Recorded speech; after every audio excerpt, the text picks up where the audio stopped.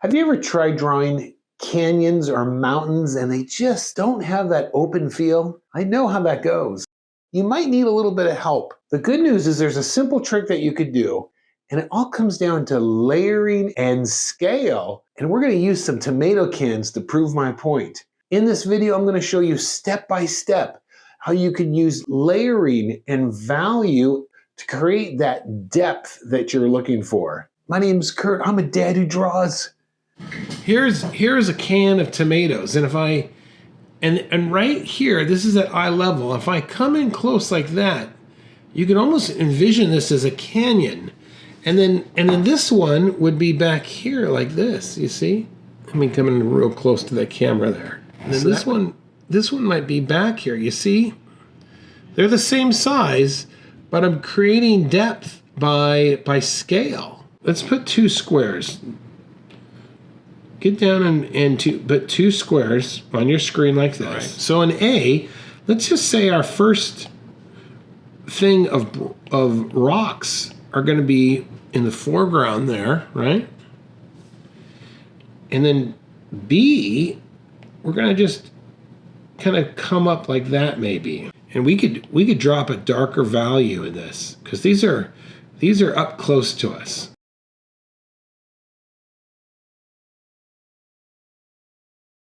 This is where overlap is going to come into play, all right?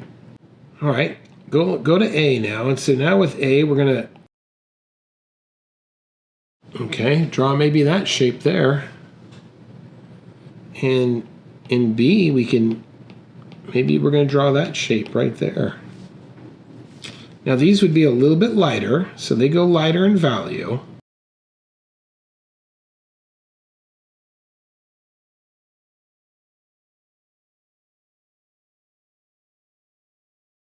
And then jump back to A, and maybe now we can kind of like, all right, so that's going to come down there maybe, you see? And this is also going to be lighter in value.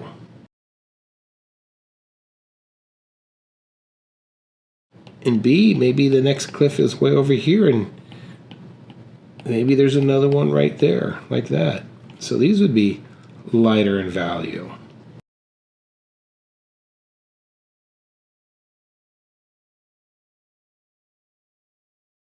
And then the last thing is maybe there's a mountain range way out here in the distance, and that's going to be very light in value.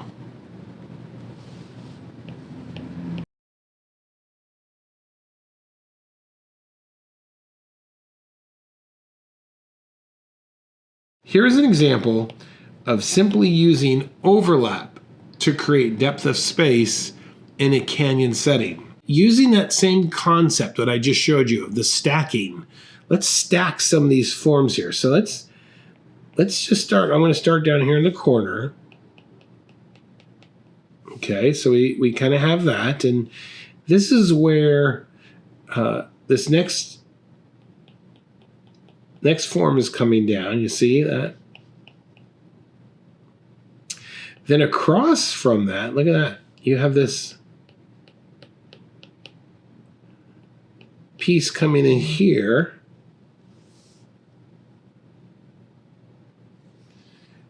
And then we've got this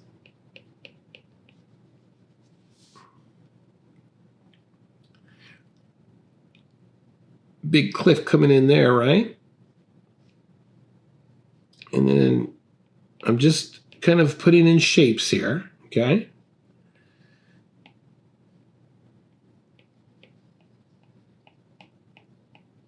And then we've got this stream that's coming across. Look at that nice curve there, right?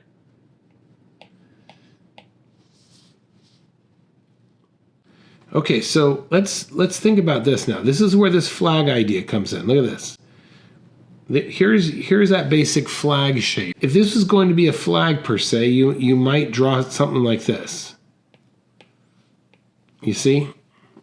But we're going to use this same idea, but more for a cliff. So the idea would be something like this. You might curve this out.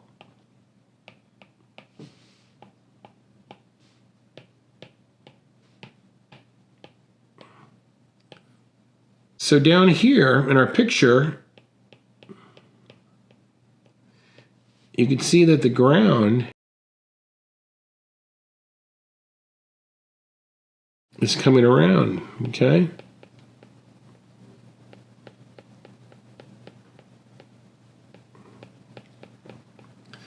Using surface lines. And then over here,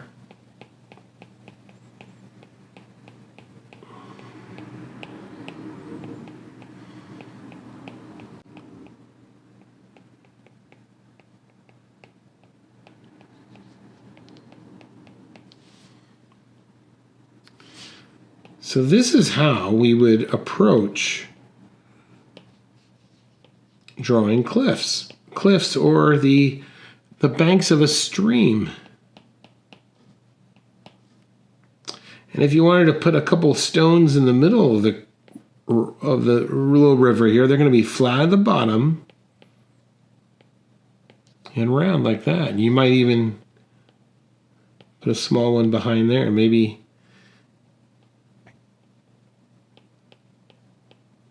there's one over here.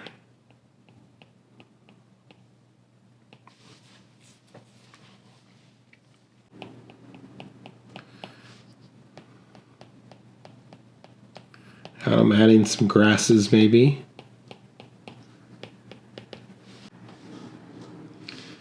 And once again, if you wanted to, you could use that same idea that we had earlier of darkening some of these shapes that are closer to our viewer.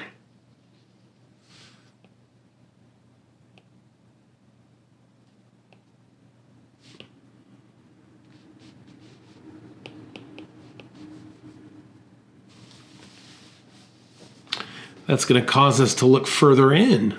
And of course, when you get toward the back, this is where you want to get a little bit lighter. I'm just dropping in some maybe silhouettes of trees.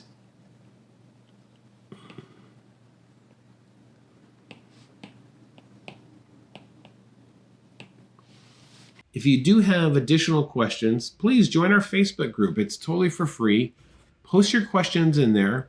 You can direct it toward me, or even down here in the comments below, you can ask a question and I will try and answer it my best. My name's Kurt. I'm a dad who draws. All right. Thanks for watching, and I will see you next time. Okay. Bye-bye.